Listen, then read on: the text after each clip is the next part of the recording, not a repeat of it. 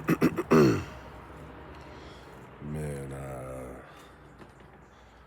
just wanted to get some quick gems right quick. You know what I'm saying? I was doing some studying, as I tell you, I'm a nerd by nature. So I was doing some studying and just looking more into this chromosome stuff, how our birth. You know what I'm saying? We already know the story of the triple darkness thing and everything like that. Don't mind my Chris Nib, you know what I'm saying? I just came back. But when we look at this chromosome stuff and like that, and we realize that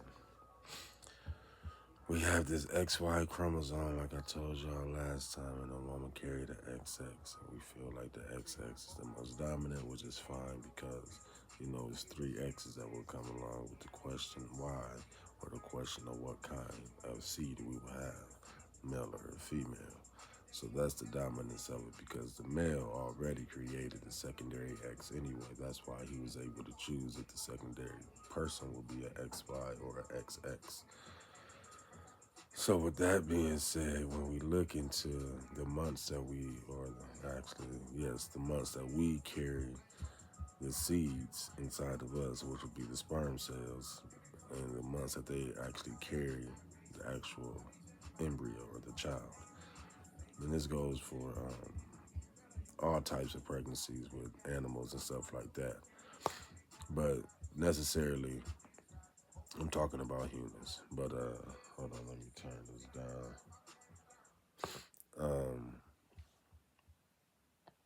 So I'm just gonna start basically just at month number one, which is January. So when we see January and February, we see that those will be 2 months that they will carry.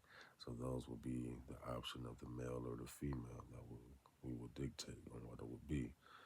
So then we have March, which we will have to be able to march and rise to see what it will be because we understand now what we have conceived together, a male or a female, or it can be twins. So once we do that, we uprise and we understand that's April. So now that we understand that's April and it's going to be springtime, so that's why I say uprise. So we're going to spring into what we already know that's going to be the fourth one after the first trimester. Then we have May, the same thing with the spring. Because that's 5 months in and it's going to give that power to that baby. And, that's that process. So we're coming up to the second trimester, which will be number 6. So we equal to understand that this is going to be June and July to understand that we're going to be bringing that baby equal to God, right? So when we bring that baby equal to God, we already understand that we have to process now that not only 2 humans conceive, but now we have to have these 2 guys work with us. That's going to be 4, a square, right? So that's 2 guys. That's going to be 2 sevens doing together.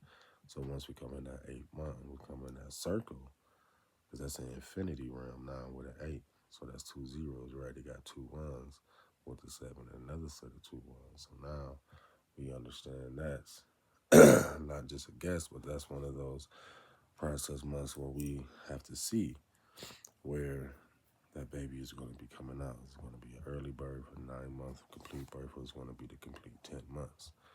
So then we have September, October, November, and December, which is going to be your embryo months, which is going to be, you see that in the embers.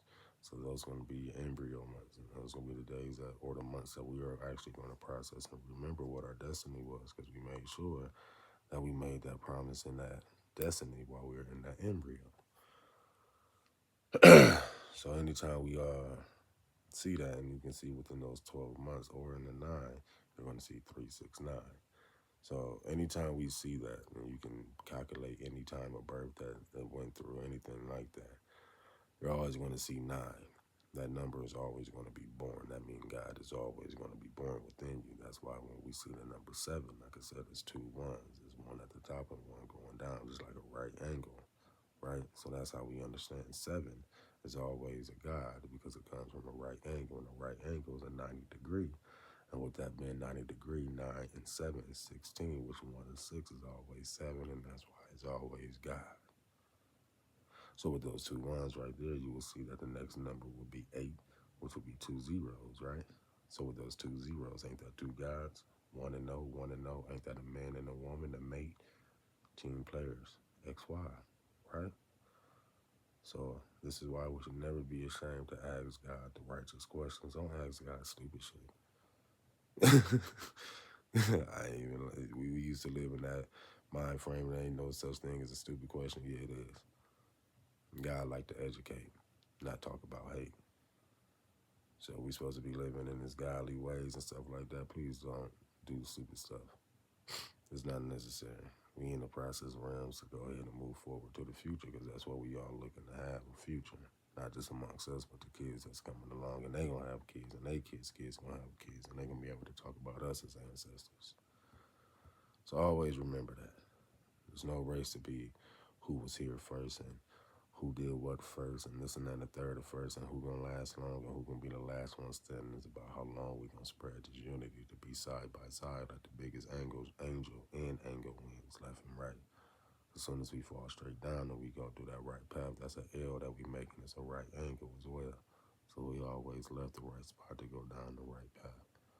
Holla to you, holla to you, holla to you. Pata, pata, pata. Amen.